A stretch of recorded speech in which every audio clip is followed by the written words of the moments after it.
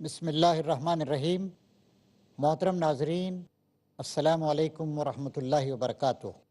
آج ہم سماج کے ایک سلگتے ہوئے مسئلے یعنی جہیز کی لعنت کے موضوع پہ گفتگو کریں گے۔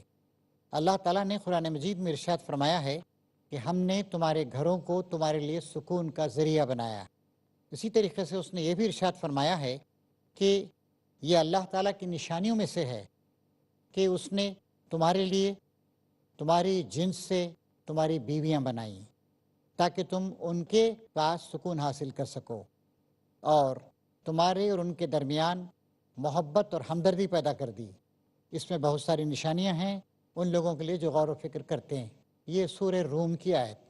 اس سے معلوم ہوتا ہے کہ اللہ تبارک و تعالیٰ کی جو اسکیم ہے، جو اس کا پلان ہے، وہ یہ ہے کہ جوڑے جوڑے مل کے رہیں۔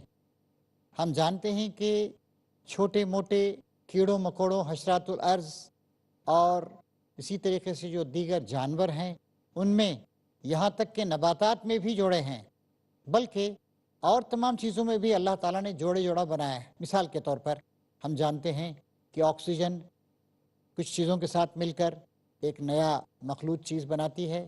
اسی طریقے سے نگیٹیو اور پازیٹیو دونوں کرنٹ مل کر بجلی پیدا کرتے ہیں۔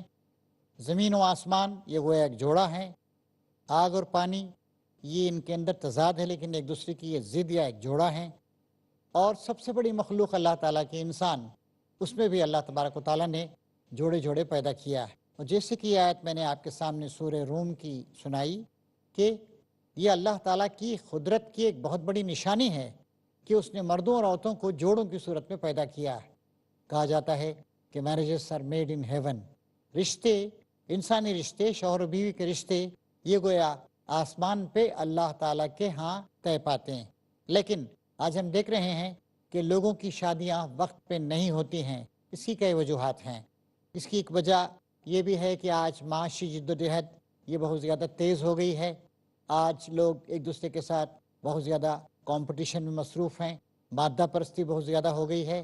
چنانچہ مغربی دنیا کی جو صورتحال ہے اس کا ذکر کرتے ہوئے ول ڈیورانٹ، یہ امریکہ کا ایک مشہور فلاسفر تھا جو 20ویں صدی میں تھا، 20ویں صدی کے نصف آخر میں اس کا انتقال ہوا۔ وہ یہ کہتا ہے کہ one of the tragedies of modern times is that people get married when the best years of their marriageable age are over۔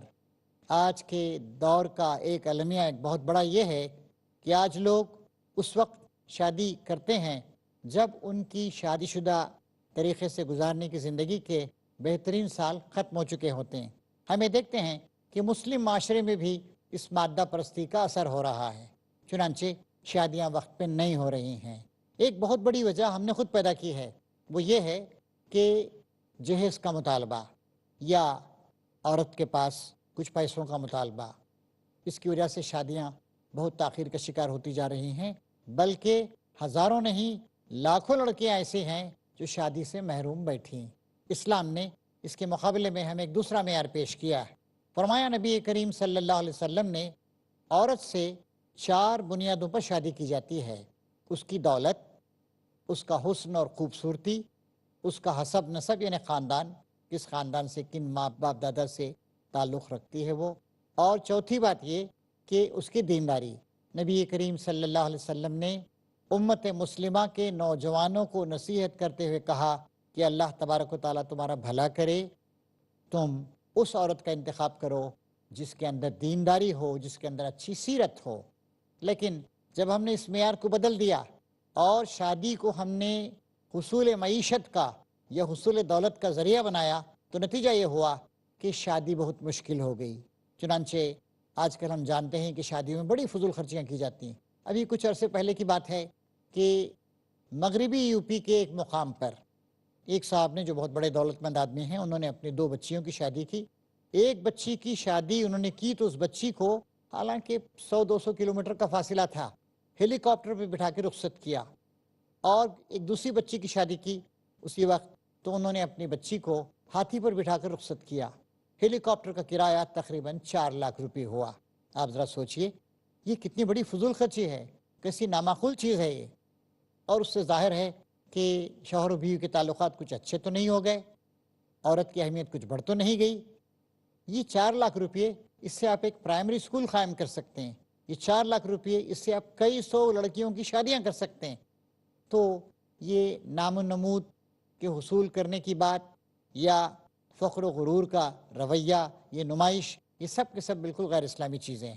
چنانچہ سماج کے لوگوں نے مذمت کی، ان کی کنڈم کیا ان کو۔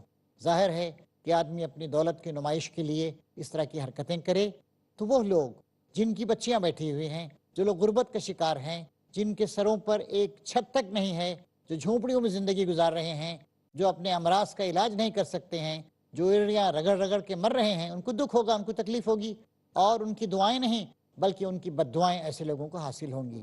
اسی طریقے سے اب اس میں کچھ لوگ کچھ مذہبی جذبے کی بھی ایک نمائش کرنا چاہتے ہیں۔ چنانچہ ایک صاحب، انہوں نے ایک ہوائی جہاز چارٹر کیا اور اپنی بیٹی اور دیگر لوگوں کو، یعنی دلہا دلہن کے لوگوں کو، اس چارٹرڈ ہوائی جہاز کے ذریعے سے مدینہ منورہ لے گئے، اور وہاں پر نبی کریم صلی اللہ علیہ وسلم کی مسجد یعنی مسجد نبوی میں انہوں نے نکاح کی تقریب انجام دی۔ اس سے مقدس اور کون سی جگہ ہو سکتی ہے؟ خانہ کعبہ، مسجد حرام یا مسجد نبوی۔ لیکن آپ سوچئے کہ ایک ہوائی جہاز کو چارٹر کرنے میں کتنے لاکھ روپے آپ کے خرچ ہوئے، کس طریقے سے آپ ان کو وہاں پر لے کر گئے۔ اس میں آخر کیا، کون سا تقویٰ ہے، کون سی پرہیزگاری ہے، کون سی نیکی ہے؟ اس بات پر ان کو بھی غور کرنا چاہیے، ہمیں بھی غور کرنا چاہیے۔ نکاح کو آسان سے آسان بنانے کی اسلام نے کوشش کی، نکاح آسان ہو جائے اور لوگوں کی زندگیاں بس جائیں، اور پھر اس کے بعد شوہر اور بیوی دونوں محبت کے ساتھ زندگی گزاریں اور وہ اچھے بچوں کو جنم دیں، اور ان کی زندگی سکون کا نمونہ ہو، ایک دوسرے سے محبت اور ہمدردی پروان چڑھے اور ان کے اندر ناچاقی نہ ہو، یہ ہونا چاہیے۔ تو یہ کیسی نمائش ہے کہ آپ یہاں سے ایک ہوائی جہاز چارٹر کر کے مسجد نبوی جا رہے ہیں، 5000 میل کا فاصلہ طے کر کے آپ جا رہے ہیں اور وہاں پر آپ شادی رچا رہے ہیں۔ اس روپیے کو صحیح کاموں میں، غریبوں کی مدد کے لیے، تعلیم کو فروغ دینے کے لیے، بیماروں کے علاج معالجے کے لیے، یا بچیوں کی شادی کرنے کے لیے اس طرح کے کاموں میں صرف کرنا چاہیے تھا۔ اسی طریقے سے ہمارے سامنے ایک اور مثال آتی ہے کہ یہ 20 سال پہلے کی بات ہے کہ دلی کے ایک علاقے کے صاحب نے شادی کی اور اپنے بیٹے کی بارات کو ہیلی کاپٹر سے لے کر گئے۔ 30-40 کلومیٹر کا دلی کا ایک دوسرا سرا تھا، اور لیکن سیکورٹی کے لوگوں نے کہا کہ بھئی ہوائی جہاز بالکل اس جگہ اتر نہیں سکتا ہے، آپ چاہتے ہیں کہ دلہا کو بٹھا کر ہم ٹھیک ٹھیک لے جائیں، اور لڑکی کے آنگن میں یا لڑکی کے گھر کے سامنے سیکورٹی کے لحاظ سے وہاں اتر نہیں سکتا ہے۔ چنانچہ انہوں نے جو ہے وہ ایک اور دلہن کے گھر سے دور کہیں انہیں اپنے ہیلی کاپٹر کو کسی مقام پہ اتارنا پڑا، اور پھر وہاں سے وہ کار میں ہی بیٹھ کر آئے۔ تو کیا فائدہ ہوا اس کا؟ ہاں، البتہ یہ بات اس کے بعد ہوئی کہ انکم ٹیکس کے لوگ ان کے پیچھے پڑ گئے کہ بھئی آپ کے پاس اتنے پیسے کہاں سے آئے تھے؟ 30-40 کلومیٹر کا فاصلہ آپ کو طے کرنا تھا، دلی کے ایک حصے سے دوسرے حصے تک آپ کو جانا تھا، اس کے لیے آپ نے ہیلی کاپٹر استعمال فرمایا۔ تو یہ سب ایسی چیزیں ہیں جو فخر و غرور، نمود و نمائش اور ریاکاری کے قبیل میں آتی ہیں، اور اللہ تعالیٰ کو ہرگز پسند نہیں ہیں، نہ سماج اس طرح کی باتوں کو پسند کرتا ہے۔ اسی طریقے سے ہم دیکھ رہے ہیں کہ اس طرح کی مادہ پرستی جو بڑھتی جا رہی ہے، اس کی وجہ سے رشتے خراب ہو رہے ہیں۔ انڈمان و نکوبار ہندوستانی کا حصہ ہے، وہیں پر ابھی ایک سال ایک وہاں کی بچی مدراس آئی اور وہاں کر کالج میں اچھی اس نے تعلیم حاصل کی۔ تعلیم حاصل کرنے کے بعد پھر وہ وہاں پورٹ بلیئر وغیرہ انڈمان نکوبار گئی، اور وہاں پر اس کی شادی ایک جگہ ہوئی، اور شادی کے 2-1 مہینوں کے بعد جب وہ حاملہ ہوئی تو اس کی ساس نے، جو مادہ پرستی کا شکار تھی، اس کو کچوکے دینے شروع کیے۔ اس سے کہا کہ ہم تو چاہتے تھے کہ ہماری بہو کماتی رہے، اب تو حاملہ ہو گئی ہے۔ آپ ذرا سوچئے، کیا حمل پر انسان کا اختیار ہے؟ کیا ایک ساس کو یہی رویہ اختیار کرنا چاہیے؟ کیا اسے مادہ پرستی کا اس طرح کا ثبوت دینا چاہیے؟ چنانچہ جب وہ اپنے ماں کے گھر آئی اور اس نے بچی کو جنم دیا، یہ اور غضب ہو گیا۔ لوگ بچوں کو ترجیح دیتے ہیں لڑکوں کو لڑکیوں کے مقابلے میں، چنانچہ وہ اس کو واپس لے جانے کے لیے تیار نہیں ہے۔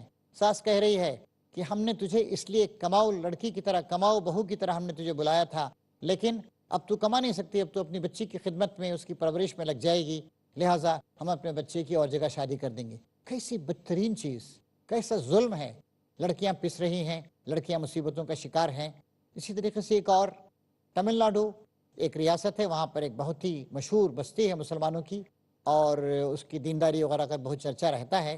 وہاں پر 4-5 سال پہلے کی بات ہے کہ ایک صاحب نے شادی کی، ایک بچہ اور بچی ان کو پیدا ہوئی، لیکن اس کے بعد انہوں نے اپنی بیوی کو طلاق دے دی اور دوسری شادی کر لی۔ غضب یہ ہے کہ ایک آدمی ظلم کر کے اپنی بیوی کو طلاق دے دیتا ہے تو دوسرے صاحب اپنی بچی کو آفر کر دیتے ہیں اس کی بیوی بننے کے لیے. ہمارے سماج میں کیسے معیارات آ گئے ہیں, یہ کیسی مادہ پرستی, یہ کیسی خدا سے بے خوفی ہے, کیسی آخرت فراموشی ہے. زندگیاں جہنم بن گئی ہیں, لڑکیاں خودکشی کرنے پر مجبور ہو رہی ہیں یا لڑکیاں غلط طریقے اختیار کر رہی ہیں, وہ گھروں سے بھاگ جانے کے واقعات تک پیش آ رہے ہیں, ماں باپ پریشان ہیں.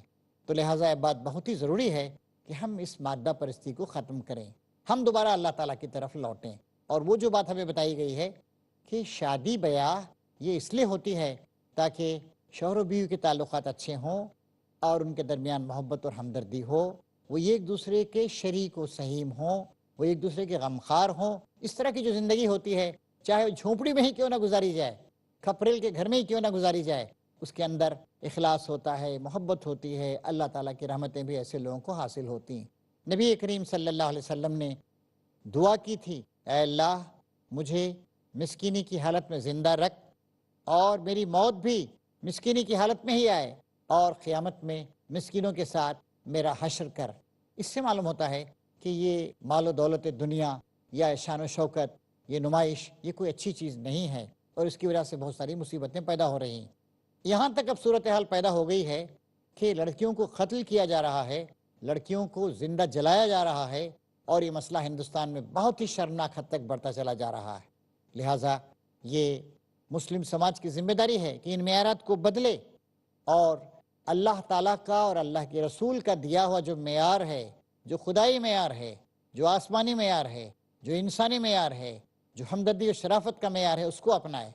پہلے آج سے 60 70 یا 100 سال پہلے لڑکی کے بارے میں سب سے پہلے جاننے کی کوشش کی جاتی تھی کہ لڑکی کیسی ہے, اس کا اخلاق و کردار, اس کی سیرت, اس کی دینداری کیسی ہے, اس کے اندر, اس کے خاندان کے اندر وفا شعاری اور ہمدردی ہے یا نہیں, ڈھنگ و تہذیب و سلیقہ کیسا ہے, اس کی تعلیم کیسی ہے. اور پھر اس کے بعد یہ دیکھا جاتا تھا ضمناً کہ وہ خوبصورت بھی ہے اور کیا اس کی مالی حالت بھی اچھی ہے, ضمناً ان باتوں کو دیکھا جاتا تھا. لیکن آج ایک ہی معیار ہو گیا ہے اور وہ معیار ہے دولت دولت دولت. چنانچہ اس طرح وہ لڑکیاں یا وہ لوگ جن کی بچیاں صاحب حیثیت ہیں, وہ ان کی بچیوں کی تو شادیاں ہو جا رہی ہیں لیکن دوسری بچیاں مصیبتوں کا شکار ہیں. اب ہم ناظرین تھوڑی دیر کے لیے ایک بریک لیں گے اور بریک کے بعد انشاءاللہ پھر اسی موضوع پر آپ کو بریف کریں گے.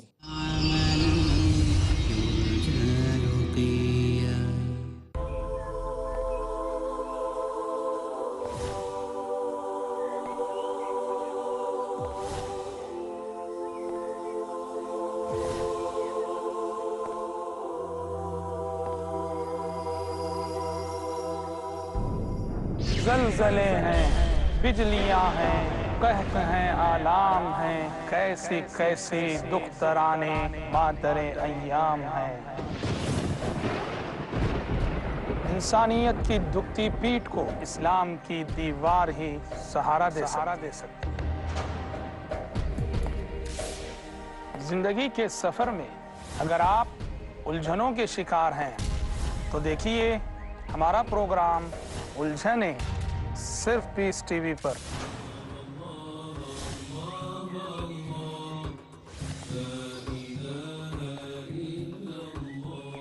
جانیے وہ تعلیمات جن کی روشنی میں آپ کو ملے گی بے شمار مشکلوں سے نجات.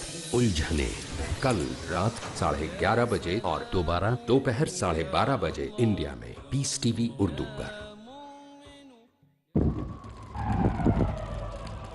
Dialogue, discussion, debate, rebuttal, conclusion. Eliminate misconceptions about religion. Get enlightened. Witness Dr. Zakir Naik in a battle of words in Crossfire. ہر اتوار رات 8:30 بجے اور دوبارہ صبح 8:30 بجے انڈیا میں پیس ٹی وی اردو پر. جہالت، ناانصافی، ظلم، ذات پات، رنگ و نسل، فرقہ پرستی، دہشت گردی آج ساری دنیا کو اپنے شکنجے میں جکڑے ہوئے ہیں اور انسانیت کو تلاش ہے امن کی. इस्लामिक रिसर्च फाउंडेशन के ज़ेर एहतमाम अपनी नौयत की पहली उर्दू आलमी इस्लामी कॉन्फ्रेंस का मुख्तलिफ मकतब फ़िक्र के मोतबर उलमाए कराम, एक प्लेटफॉर्म, एक मकसद, अमन के पैगाम को दुनिया के कोने कोने में फैलाना। ये एक इतिहास का कारवाने अमन, अगला प्रोग्राम पीस टीवी उर्दू पर।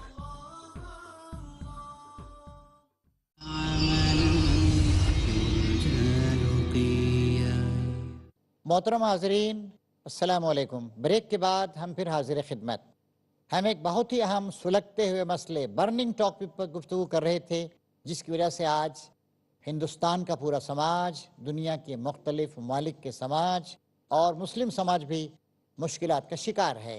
वो ये है कि बच्चियों की वक्त पे शादियां नहीं हो रही हैं, या बहुत सारी बच्चियां ऐसी हैं जो शादी से महरूम रह जा रही हैं। आप ज़रा इस बात पे गौर कीजिए, वो बच्चियां जो शादी से महरूम रह जाती हैं, वो ज़िंदगी की एक बहुत बड़ी नेमत से महरूम रह जाती हैं। एक और बात होती है, हर शख्स चाहे मर्द हो या औरत, उसका अगर घर बस जाता है तो एक फितरी अंदाज से उसकी तामीर होती, उसके बच्चे होते हैं, उसके रिश्तेदार होते हैं, हमदर्दियाँ मिलती हैं, बुढ़ापे में सहारा मिलता है। आपने बहुत सारे ऐसे घरानों को देखा होगा कि मसलन किसी मर्द ने अच्छे जज्बे से शादी नहीं की, लेकिन बुढ़ापे में वो बहुत मुश्किलात का शिकार हो गया। बीमारी में कोई उसका साथ देने वाला नहीं था, उसकी कोई खिदमत करने वाला नहीं था। चुनांचे शादी से महरूम रहना बहुत ही बड़ी मुसीबत है, बहुत ही बड़ी लानत। नबी करीम सल्लल्लाहु अलैहि वसल्लम ने भी फरमाया कि तुम जो है वो किसी भी लड़की या लड़के को ऐसे बैठे रहने ना दिया करो। अल्लाह ताला ने भी कुरान शरीफ में इरशाद फरमाया, वान किहुल अयामा मिनकुम, अपने गैर शादीशुदा लोगों की शादियां कर दिया करो, निकाह कर दिया करो। चुनांचे इसका एक मतलब ये है कि कुंवारे लड़के लड़कियों की भी शादियां वक्त पे की जाएं। इसका दूसरा मतलब ये है कि अगर कोई लड़की बेवा हो जाए या किसी कोई शौहर ऐसा है जो बीवी से महरूम हो जाए या तलाक हो जाए, कुछ हो जाए, तो उन्हें समाज में इसी तरीके से मुजर्रद बग़ैर शादी के बैठा रहने न दिया जाए। उससे तरह तरह के फसादात और तरह तरह की खराबियाँ पैदा होती हैं। कुछ नफ्सियाती खराबियाँ पैदा होती हैं, कुछ समाजी खराबियाँ पैदा होती हैं, कुछ अखलाक़ी खराबियाँ पैदा होती हैं। समाज में गंदगी आती है, फहाशी आती है, बेहयाई आती है, बदकारी आती है, ख़ानदानों में रंजिशें पैदा हो जाती हैं, लड़ाई झगड़े होते हैं, कत्ल खून तक नौबत आ जाती है। लिहाजा ये बात ज़रूरी है कि समाज में न कोई लड़का शादी के बग़ैर रहे, न कोई लड़की शादी के बग़ैर रहे।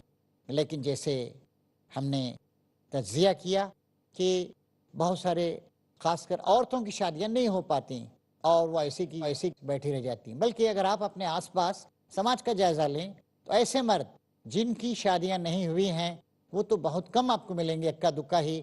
लेकिन ऐसी ख़वातीन जो शादी से महरूम ही रह गईं, ज़िंदगी की इस बहुत बड़ी नेमत से महरूम रहीं, ना वो माँ बनी, ना उनको बच्चों को पालने पोसने का मौका मिला, ना वो समाज की खिदमत अंजाम दे सकें, और एक दर्द और कर्ब में मुब्तला रहकर पूरी की पूरी ज़िंदगी उन्हें गुजार दी। ऐसी बहुत सारी ख़वातीन आपको मिलेंगी। ये हमारी बच्चियाँ हैं, ये हमारी ख़वातीन हैं, और ख़वातीन वो निस्फ बेहतर भी हैं और वीकर सेक्स भी हैं। वो सिनफी लिहाज से वो एक वीकर सेक्स हैं, जिस्मानी लिहाज से भी।